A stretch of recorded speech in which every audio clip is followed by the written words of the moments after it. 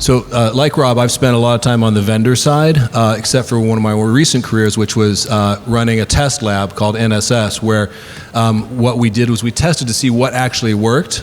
And the sad thing is that nothing works perfectly, so the bad guys are always going to get in. And so what we've seen is, and this has been reaffirmed by Gartner, that that we can't rely just on the perimeter, right? So, and not even on the endpoint, because endpoint AV is far from perfect, not even in the 90% actually when you look at the test results. So what does that mean to security practitioners who are designing defensive systems in that kind of a world where you can't rely on prevention?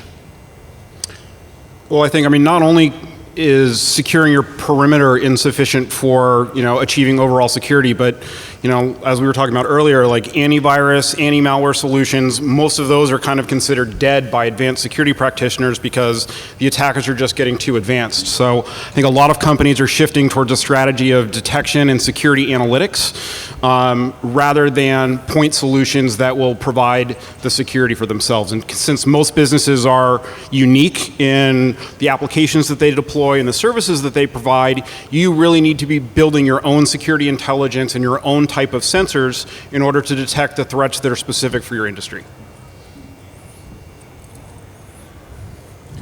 I would agree with you. Normally, I take a more holistic approach in the sense that understand the risk associated with the parameters that we are trying to identifying and define, and then really look for a solution that can help us reduce the risk. There's cyber risk is always there with anything what we do. Most of the companies are using fairly advanced technologies, and we have to be just proactively seeking for any anomaly that we detect and we can quench. True endpoint is not always the perfect solution, but that's what we have to live with today. Yeah. And Rick, your point is totally correct, but it gets worse as you go into the cloud because now you've got multiple platforms to support. And one client we work with put it very nicely, said it's like moving from 2-dimensional chess to 3-dimensional chess. So the complexity is going up dramatically, and you have to come up with different and innovative ways of trying to handle that complexity. So that's why we're seeing, I think, at least a big emphasis on automation as well. Yeah, automation, DevSecOps. So Rob, I wanted to actually have you talk for a minute. Earlier we were just given your background and working on threat reports at FireEye. We were talking about the percentage of the major breaches recently that were in the cloud and leveraging cloud vulnerabilities. Yeah, so we looked at some of the top breaches from 2018. We just looked at the top 20 list, and out of that, actually, about 5 or 6 involved some sort of breakdown in cloud infrastructure, whether it was a missed password or something like that. And by volume, majority of those breaches by volume, majority of those breaches were associated with some sort of breakdown in the cloud. And, while we're talking about the Verizon data breach, which is very interesting, a lot of people are starting to mention internal threats are an increasing problem, which is certainly fair and true. But I do think we also need to keep an eye on as we move to the cloud, what happens. So, for example, about a year or so ago, Cathay Pacific was breached. They were very, very vocal about their move to AWS. If you go YouTube it, you'll see a bunch of videos about how they're moving and so forth. And then they lost a couple million passport numbers just in the past year and a half or so. So I think that's going to be kind of representative of some of the things that certainly many of us will see more frequently. I think a good segue for you, Craig, given that you've been a cloud security architect for one of the largest clouds, where are some of the bodies buried? Probably don't have time for all of them, but from an enterprise thinking of moving your part of your infrastructure into the cloud, what should they be thinking about? For an enterprise moving it into the cloud, I would look first to the types of security capabilities that cloud vendor provides. Like AWS is the clear leader in that, whereas Oracle, my alma mater, they don't really offer much except for a basic audit log of what's happening in your cloud. The other thing to look at is most cloud vendors have some kind of a marketplace where vendors like Palo Alto or Cisco can provide virtualized appliances and applications. You definitely want to look at the richness of the marketplace for a cloud provider to make sure that you have access to tools that you know are going to work to secure your environment as soon as you fire them up. One point, I think that's a really good point. From CISO standpoint, the first question comes is cost savings. We all look at cloud as a really good cost-saving solution compared to our data centers. And when it comes to a CISO approval process in a corporate environment, one of the key things, at least, we look at is the type of data that we are trying to move it to the cloud environment. The larger the volume, the more sensitive data, it becomes very crucial for us, to your point, to understand what are the security parameters we are looking at when we are evaluating a cloud to move. So Abhi, on that note, Gartner says that 50% of the move to the cloud is due to the compliance component. Yeah. True or false? And given that you've been involved in that move, what are some tips that the audience can use to minimize their costs in that move? Sure. So how many of you do online banking, retail banking? Yeah, I don't know there's anybody who doesn't do it today. Do you know where your money is? It's there, right? And that's the whole point. Cloud is a safe and secure environment. The vendors, the businesses that provide that services in the cloud have a compliance obligations. They are very much similar to having any compliance obligations that you have on the ground. It's a virtual environment. There's an anxiety among many different type of, let's say, executives in different type of industries where there could be a learning curve there. Financial industry has adapted cloud fairly quickly, and healthcare is taking its own sweet time. So yes, there are compliance requirements that may drive the movement to the cloud slow, but it doesn't outweigh the benefits don't outweigh the risk. And that's one of our jobs CISO has, is to bring that evaluation in front of the board, help them understand the risk associated with the decisions, and then hold their hands and take it to the next level. I'll just add one thing to that, which is, compliance is a little bit like Alcoholics Anonymous, because so you go through these phases. First, you might be a little bit of denial. You don't want to go through it. It's a little bit difficult. And then eventually you kind of go through a checklist approach, and then eventually you kind of embrace it, and you're like, okay, we got to do this, and you turn it into an advantage. And I think the cloud has kind of reset that process for a lot of companies when it comes to compliance. They have to go through it. It's a little bit difficult. Then they kind of master it, and then they're like, okay, well, let's use this to get some budget. Let's use this to fine-tune processes and become much more efficient. And in some cases, since all of our competitors have to do it, let's do it a little better than how our competitors do. Yeah. One thing is that these compliance requirements are not new to the company. They've always been there. The challenge is, how do we transfer those compliance requirements from your on-prem applications, on-prem databases to the cloud environment? And that's where it's a partnership between your vendor and your company. So can you address any of the security issues between, say, like a lift and shift to the cloud versus migrating to a cloud-native service, particularly for databases? That's a whole different set of security concerns, right? Has it been hard to find people to do that work? Is it me? Yeah, I'm hiring people if anybody's looking for a job. My point here is that there is a big gap in the skill sets to do the job done well with compliance. And that's the industry challenge. That's not my job. There's a lack of skill set in this country. We don't have enough young people, talented people. More resources are needed to address the movement to the cloud, the adoption of cloud in our environment, and there's a risk associated with it. And when there's not enough talent, there's not enough resources, then the things don't move as fast as we'd like to make. And I mean, Rick, you bring up a point there about lift and shift. I mean, a lot of companies right now are sort of in an evolution. Some might have a traditional on-prem data center. Some might have it, very heavily virtualized, and then some are like half in the cloud or partially in the cloud. And some new companies are born in the cloud. So you have this very broad spectrum, and especially older companies that are a bit of a hybrid or bimodal, then compliance becomes extremely difficult. And that's where I think a lot of the expense comes from, because then you need expertise for both areas. And the complexity, again, becomes like 3D chess. Good. And of course, part of the reason to move to the cloud is not just saving costs, but there's a whole new set of services, right? Like functions as a service, serverless computing, containerization, which can be on-prem and in the cloud as well. But there's a whole new set of things to learn, right? So for a security person who maybe was thinking more of in a mindset of infrastructure, installing routers and switches and firewalls, things like that.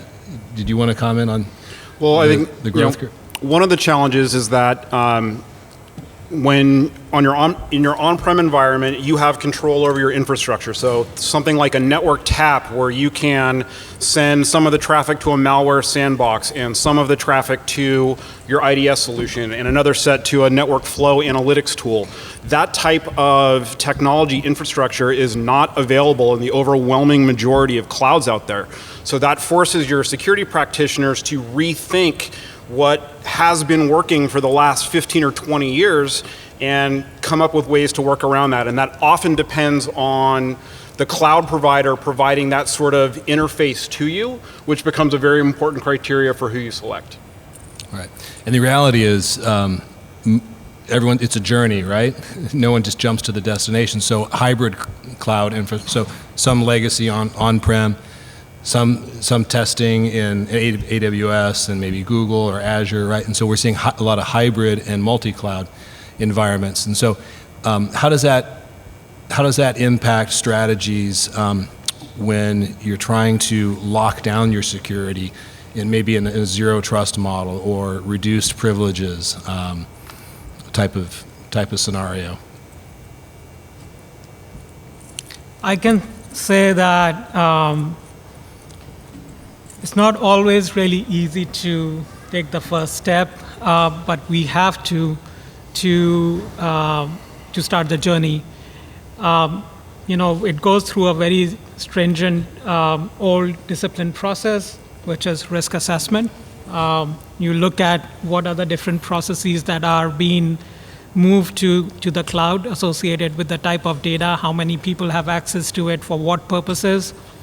And then you start evaluating, what's the best way to start moving that data. It's easy said than done. There are many different teams that are involved in the process, and it's quite a stressful journey, I would say, in the beginning. But once you take that first step and you win, and when you lose, learn from your loss, then your second step becomes easier, and the third step becomes much more easier. It's a cultural impact on a company. There are some people, especially in healthcare, who've worked in a certain setup for 50 years, and now suddenly we are expecting them to change the behavior. They're more used to printing out a paper and then reading it from a paper, and now we are forcing them to just change that behavior. And think it from a patient standpoint. Our focus is the quality of care to a patient. Those are much more crucial impacts that we have to pay attention to when we are looking at advanced technology to be adapted into our environment. That's a very interesting point, and actually we see kind of companies either moving kind of from a bottoms-up approach or tops-down approach. And like, for example, in the airline industry, we work a lot with Alaska Air, who's the first company ever to do online reservations, online ticketing. So they like to be fast and innovative and so forth. And from the CEO's from a CEO mandate, it was like, move to the cloud. We need that scalability. We need that efficiency. And the security team was like, we don't want to be the guys who say, no, you can't do that. So they had to figure out a way to move very quickly to make that happen. Whereas others, I think, are moving a little bit more slowly because they made multiple acquisitions and so forth. They have to be a little bit more cautious about how they approach it. So a lot also, like to your point, it depends about the culture, depends on where frankly the CEO stands on the whole issue. That's true. So, so let's shift over a little bit to you talking about patient data privacy. There's some, we've had GDPR behind us. We've got the California getting into the act, one-upping the Europeans. So we've got our own legislation. What are some of the and obviously it's a good thing, right? As a consumer, I want to have more control over my data. And there's a much broader definition of what that data is, right? It's now not just where I live, my social security number, or what disease I have. It's psychometric data. What decisions did I make? Did I click on the clickbait in Facebook? Am I clicking on gun ads? I mean, those kinds of things. How? Any horror stories or words of wisdom to consider? I've dealt with this problem for last 10 years now, so I'm very passionate about this. Before I answer that question, how many are from European Union in this crowd? Just one. I'm looking for one. There's none. Okay, that's great. We scared them. Yeah. Look, the European point of view on privacy rights is very different from a U.S. standpoint, and there's a huge gap in a U.S. From a U.S. citizen standpoint, how we look at human rights as a fundamental rights, and that goes back to the World War II, World War I history, and there's a huge respect that has to be brought into this dialogue of GDPR and U.S., which is a sectoral legacy of privacy rights. You and I, as U.S. citizens, we don't have any privacy rights, and that has been a debate for a while now. From GDPR standpoint, kudos to European Union to speak on behalf of the world, and it seems like that the world is moving in that direction. For a U.S.-based company, again, I go back to the culture. A global headquarter in United States for a company that operates in 120 countries, the decision is based out of U.S. standpoint. It becomes hard to culturally connect with the people and understand and then acknowledge the rights they have in their own nations. And that's reflected in your systems, your email systems, your payroll systems like that you use. Your performance assessments that are viewed in European countries are very different from U.S. standpoint. That really brings the employment law into the whole dialogue. That brings patient data processing, clinical trial data processing into the dialogues. And that's why there's a huge dialogue that's happening between the two countries. And it's an evolving dialogue. I don't know which way it's going to go.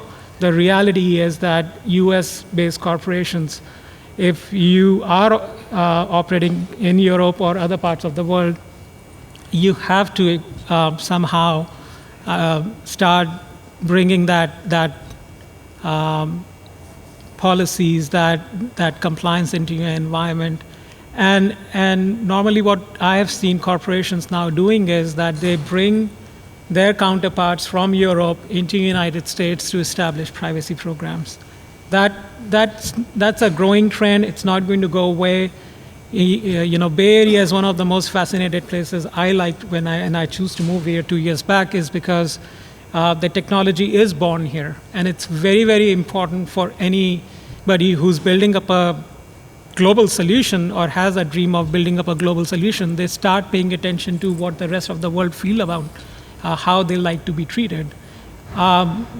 This will impact your product. This will impact your services. So the sooner you learn, the better you'll be. So there's probably a lot of jobs for data wranglers and people who can manage data from the privacy aspect. But transitioning that over to the security conversation, there's long been the discussion of the promise of big data and AI solving some of our security problems. Anyone, maybe Rob or Craig, care to jump in on that?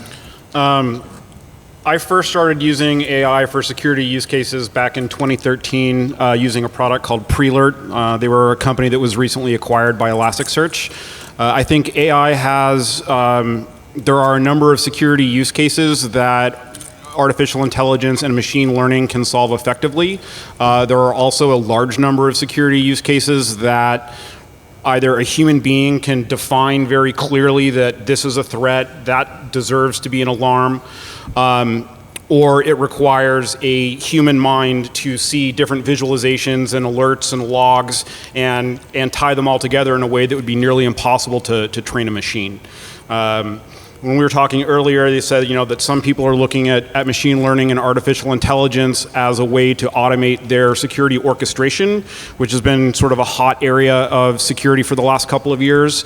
Considering that I've never seen an environment where the intrusion prevention system was in a blocking mode because the false positives were too high, and that technology is like 10 years old. I don't see artificial intelligence or machine learning controlling the security orchestration decisions for many years to come. I think from a vendor standpoint, it's kind of funny to see how AI used to be the backbone of a lot of messaging for a lot of companies. Take Silence, for example. They really differentiated themselves about 5-6 years ago. Companies still mention it, but it's no longer the backbone. It's no longer what they do. It's sort of how they explain the voodoo that they do. So I think it's just becoming more embedded in a lot of different aspects of security, as Craig was saying, but it's becoming less prominent in the marketing stuff. It's sort of like, when you have that technical discussion, you're gonna discuss it. But I think it's got a ever-growing footprint. Yeah. One example I can share is that, from corporate standpoint, integrating AI, let's assume I want to know how many internal employees are trying to forward sensitive data to the Gmail environment. And one of my worries is, and this is an example, is that if I apply AI to the behavior, the user analytics behind the scenes, just to look at what's happening, and what if the AI starts giving me a pattern on a very segmented set of employees, not all. And that's a huge danger that we always evaluate in our environment, that am I trying to segment one individual or a certain set of people against another set of people? And that spooks away the decision-making process. So AI is very much looked upon for a success, but from security and privacy standpoint, it also raises questions. And I think we have a long journey to go in taking out the biasness from the AI intelligent algorithms there. The other, and one other point is that it is almost impossible to find on the market these days someone who has a deep background in IT security and a deep background in machine learning, artificial intelligence, and data science. So that typically means that even if your company is large enough to afford someone with the AI and machine learning skill set, they're probably not going to understand security very well. And that means that the rest of the security team is depending on probably one person and a set of technologies that they do not understand fundamentally how it works. Most security people understand how an IDS system works, they understand how an endpoint visibility works, but they have no clue what machine learning algorithms actually do and how they're making their decisions. So just because you don't understand it doesn't mean it's a magic bullet. And there are literally thousands of features that a data scientist will look for to try and create their algorithm that they don't understand at the same level as a security person. So let's talk about big picture backing. There's a lot of products, solutions, and even services that an organization could use to improve their security posture. But what are some of the ways that you manage those metrics? What metrics do you look at? What do you measure? And how do you test and know for sure that you're actually improving and addressing the things that matter most? Open question. I can say that let's pick on few risk factors. So for us, endpoint is really crucial. I like to know how many executives are being targeted on a daily basis, what they are clicking on, what is the probability of having a malicious attack on their assets. I like to know how many cloud vendors are floating in my environment, where is the data going, what type of data is going, who has access to that data, privilege access behind the scenes, who has access to the most crucial systems in our company. So, I mean, there are many solutions out there where we have established some very specific use cases that help us identify the threat vectors on a daily basis, and then we deploy capabilities to address those. I'll just add in that what I've seen is a lot depends on what vertical you're in, because everyone sort of has a different defensive strategy. So for example, somebody in, say, gas and oil, they might have just a handful of adversaries that they're worried about, a couple of foreign governments, a couple of hacking groups. So they want to look at what those, say, half a dozen or a dozen groups are doing, and they want to monitor those and say, okay, how did their activity change this month versus last month versus, maybe more retail, high-profile brands. They're looking at a much broader set of attack types. How is that changing over time, and so on. So a lot of it boils down to what you're most concerned about. Well, help me thanking my panel, Abhi, Rob, and Craig for their expertise and sharing their insights with us, and have a great rest of the conference. Thank you. Thank you.